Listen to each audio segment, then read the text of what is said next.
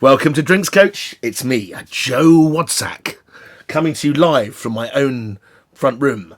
It's Drinks Coach UK, lowercase, or Vinesack, lowercase, Instagram or Twitter. Ask me anything you want about anything.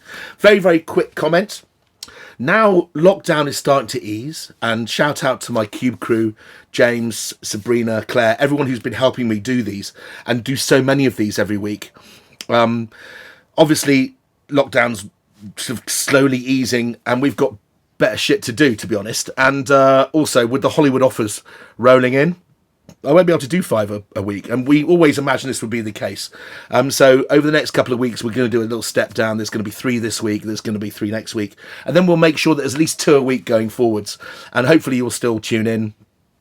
Maybe we'll make them a little bit longer, a little bit more sort of comprehensive. But yeah, hopefully, you may think that 5 is too many. Maybe people go, "Oh God, I wish you'd shut up." But anyway, there we go. I've said it now. So please don't be worried if you think that we're doing fewer of them. It's just so that we can maintain it over sort of like a full term. There's no way we could keep 5 shows a week. Not if I'm hoping to have a holiday one day or something. So there we go. So we'll have 3 this week. It's Chardonnay Day on Thursday. We'll do one on Chardonnay, and then you'll see me next week. Anyway, so we're talking about something rather special today, something that I think you need to know about. And it's very hard to fit all of this in. I've tried already.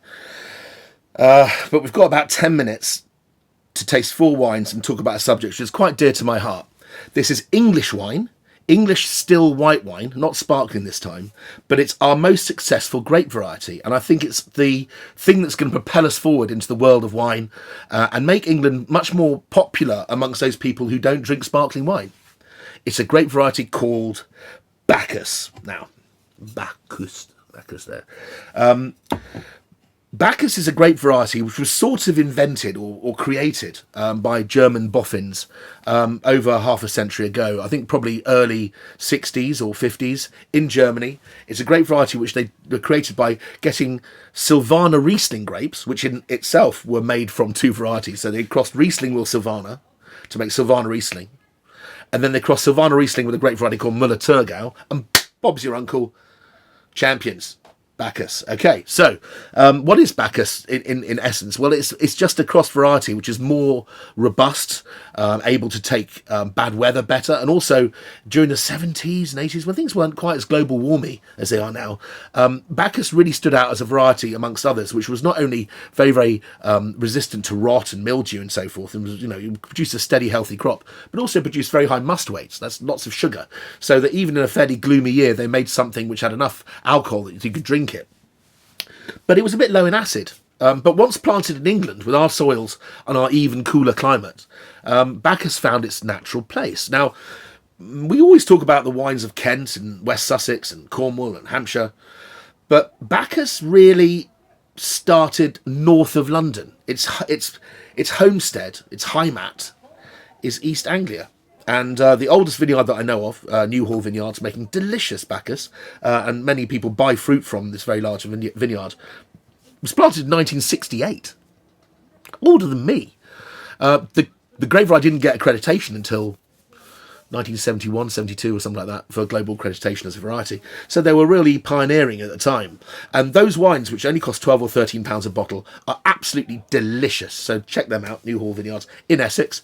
There's Winbury Estate, which has won all sorts of trophies, Platinum Awards, the Decanter World Wine Awards. And they're in Norfolk. That's nearly Skegness. So we've got a wine here from Suffolk, from Bury St Edmunds. It's an Ipswich postcode. We're going to try that in a sec. But let's start off with this.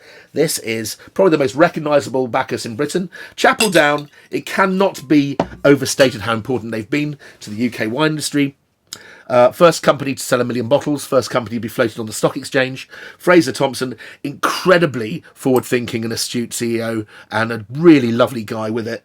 And he's got a fantastic brewery now. He's got a cider company. They make the most fantastic, and I mean it, vodka and gin. They just didn't quite make the cut the other day. So yes, what does Bacchus taste like? Very pale in colour when it's young. It's fragrant, it's grassy. It tastes of gooseberries and fresh cut grass. There's almost basil quality flavours in there. And it's not surprising that we call it the Sauvignon Blanc of Britain. And actually, it's capable of being as good as almost the very, very, very, very best Sauvignon Blancs. I'm not sure yet when I've seen one which has beaten my favourite ever Sauvignon, but they're getting there. They really are. So there you go. Available everywhere. I think it's an offer in Waitrose at the moment, under £12, £11.50, which is cheap. Normally 14. Okay, so moving on to a wine from East Anglia, as we talked about. Hello to Linda and Guy at Giffords Hall. Thank you very much for sending this in. This is wonderful. This wine is bone dry. I mean, dry like sexy dry sherry is dry. Has a wonderful smoky odour, like classic Sauvignon Blancs from the Central Loire. Puy Fumé is called Puy Fumé because it means the smoky wines of Puy. It's like knocking two pieces of granite together. Gunflint, they call it. Pierre Fusil. This wine has that sort of note. It's robust. It's 13% alcohol. 18, remember, was a very warm year. It's a cracking drink. Very good with, I would imagine, smoked mackerel. In the fens and the irrigation canals in East Anglia, I imagine you get quite a lot of eel. So it's probably lovely with good old English smoked eel as well. Or smoked salmon, something like that. Beautiful. Okay, moving on. This is a very interesting very interesting wine, sorry. Litmus orange. Now, if you know anything about science, this is a very fun thing. I don't know if they did it on purpose. Litmus paper turns red if it's acid or blue if it's alkaline. It's a paper which you do to test liquids to see whether they are what pH, what acidity or lack thereof there is. So to call a wine Litmus orange is quite a kind of Big Bang Theory geeky joke, I guess, but I quite like it. It made me chuckle when I first saw it. What is orange? Well, if you make a white wine like a red wine, we call it orange wine. I shall explain. Red wine is made by crushing grapes or not, putting them into a tank and then fermenting them, but leaving the skins in. Because if you just squeeze red grapes or white grapes, the stuff that comes out, if you ferment that, that's white wine. If you leave the skins in, the sugar slowly turns to alcohol. The alcohol bleaches the colour out of the skins, the anthocyanins, and the longer you leave it, the darker it gets. And that's how a wine goes from white to rosé to red. If you put the white wine skins into a white wine, we call it an orange wine. So this is made like a red wine, although it's made from a white variety, which is obviously Bacchus. So let's have a crack at this.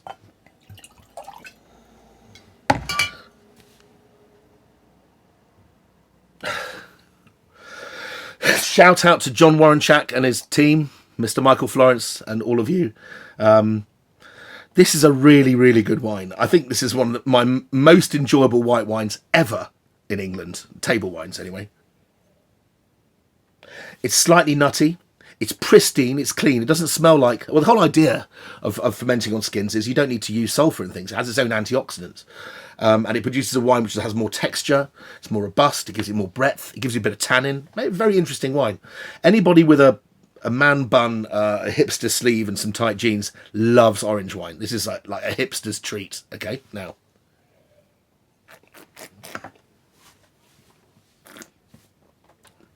That's been open a day, John, and it tastes better than yesterday.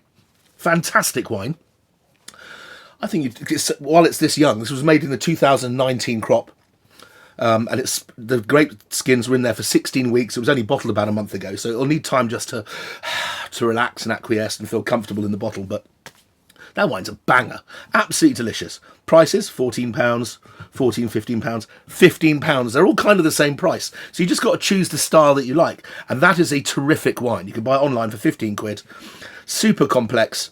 Be amazing food wine with anything from roast pork, roast chicken to something far more sophisticated. Those tannins and everything work very well with textured food, maybe Chinese or Vietnamese food.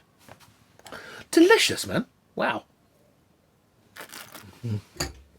Okay, so finally, we're actually doing this on time, which I'm very pleased about. Kingscote Bacchus. Now, you might have recognised the name because I've used a Kingscote wine before. St George's Day, we were doing sparkling wines, and they're doing a kind of like a Prosecco in England, which I'm very impressed with. The rosé is terrific, and it's quite a long way south of 20 quid, so it's much cheaper than buying English sparkling wines made the champagne way, if I'm going to be blasphemous. But this is my favourite wine they make. They also do a slightly oaked one called the Fat Lady, which is quite fun. But this is 18 quid. So it's a couple of pounds more than the others. It's in beautiful packaging. Kingscote is West Sussex. It's very close to East Grinstead. Take a train down there. On a Sunday, you can get on a choo-choo train, chuff, chuff, chuff, go to Kingscote Station, get off, and then you're in Kingscote. And the farm there was built, it was an old iron forge, a master's iron forge back in the 1300s. Then they built a 15th century tithe barn next to it. And that's now the facilities, the reception area, the place where you go and have a bit of a num-num-num with your food and wine. You can go for a tour of the vineyards, you can have a cream tea. They do wine tourism as good as anybody in this country, and they're terrifically good at it and making good wines too. This wine never ceases to amaze me. It's 3 years old. It tastes like it was bottled yesterday.